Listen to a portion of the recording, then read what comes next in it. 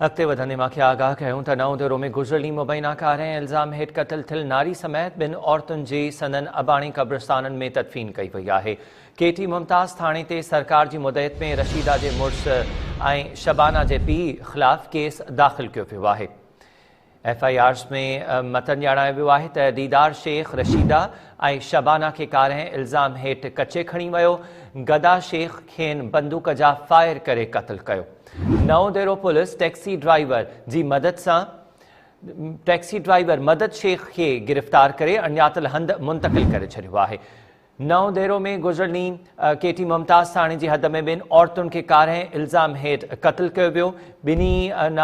हिक नारी ऐं हिक औरत जी तदफ़ीन संदन अबाणनि क़ब्रिस्ताननि में कई वई आहे, जॾहिं त सरकार जी मुदयत में 2 केस बि दाख़िल कया विया आहिनि।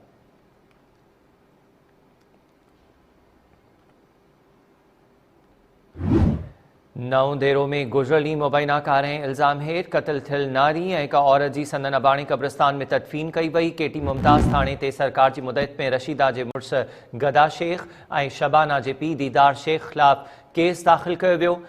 FIRs जे मतन में ॼाणायो वियो आहे त दीदार शेख रशीदा ऐं शबाना खे कार ऐं इल्ज़ाम हेठि कचे खणी वियो ऐं गदा शेख उते ॿिन्ही खे बंदूक जा फायर करे क़तल कयो।